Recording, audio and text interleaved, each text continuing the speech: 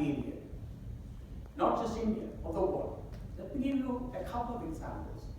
Aryabhatta, who lived from 476 AD to 550 AD, he produced a book called Aryabhatiya, his most influential work of that time.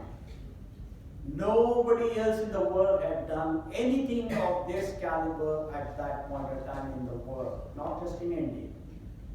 And he introduced ideas of planetary motion, quadratic equations, simultaneous equations, indeterminate equations, area of a triangle, shape of the earth, and the reason for day and night. This is just Hanuman. Now let me get to the second example.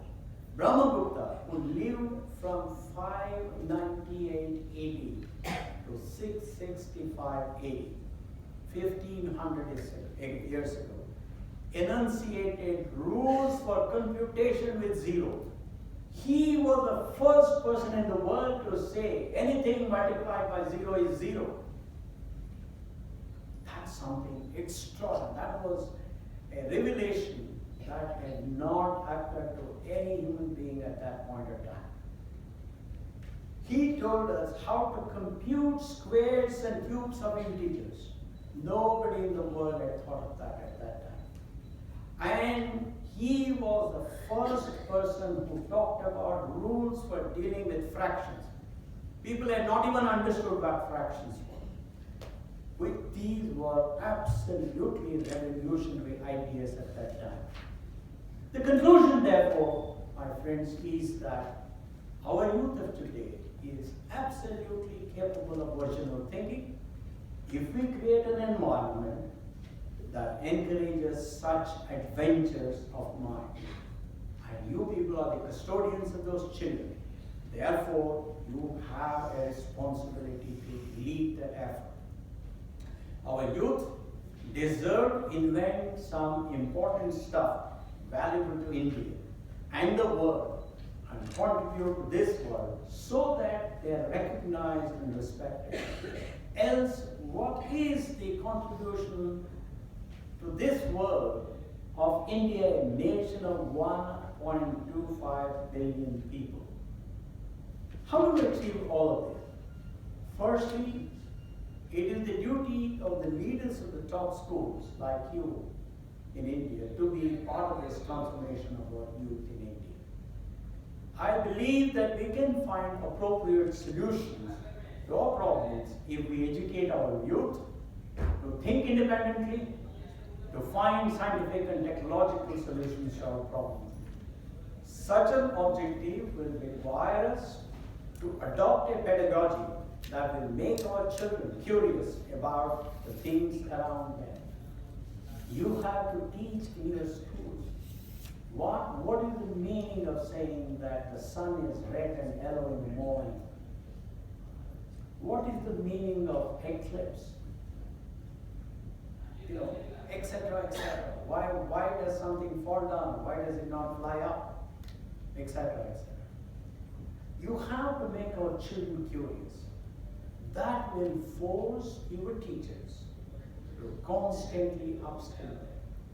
Unless your teachers constantly upskill them, there is absolutely no hope for your children, the children of your schools, to indeed become problem solvers.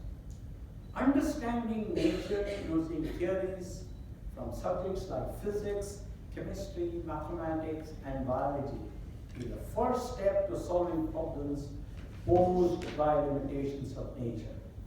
After all, science unravels nature, and engineering uses the power of science to overcome the limitations of nature.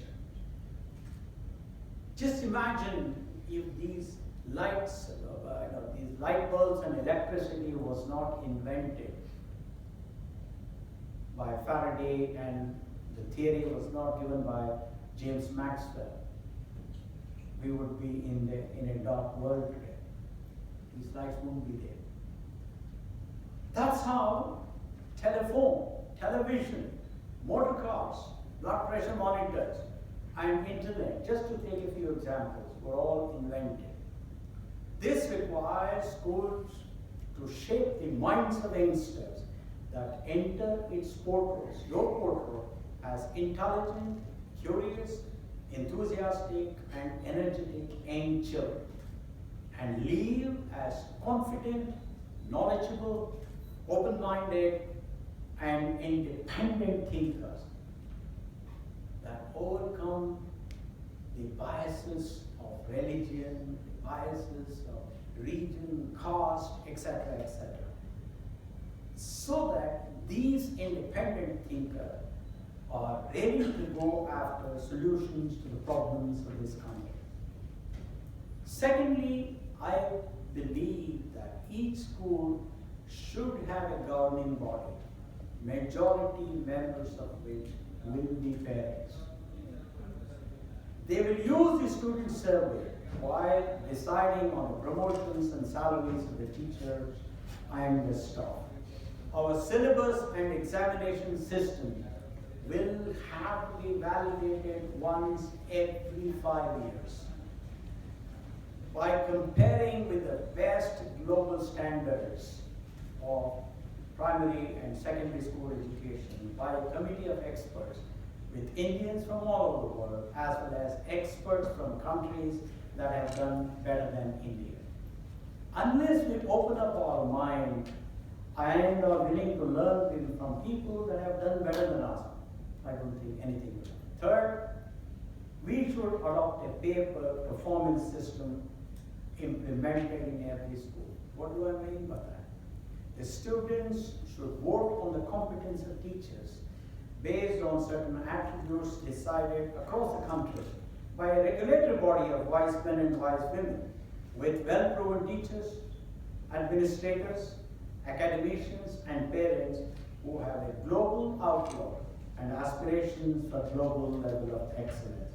Folks, achieving these will require lots of competence, lots of courage, lots of commitment, and lots of character.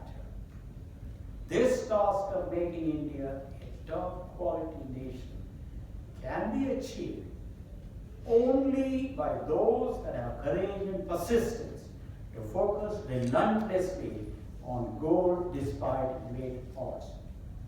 This requires you people primarily, in fact all of us, to have belief in Benjamin Franklin's words that they that can give up essential liberty to obtain a little temporary safety deserve neither liberty nor safety. That's what most of us do most of the time. We don't stand up for our beliefs. We don't point out that somebody is wrong when the whole world knows that that person is wrong. But adopting that tactic will not help us bring revolutionary changes in making this country a better place. If we want our great-grandchildren, our grandchildren, to say that our grandparents, our parents, our great-grandparents did something worthwhile and we can be proud of them, the only way you can do it is by following Benjamin Franklin's work. Thank you very much.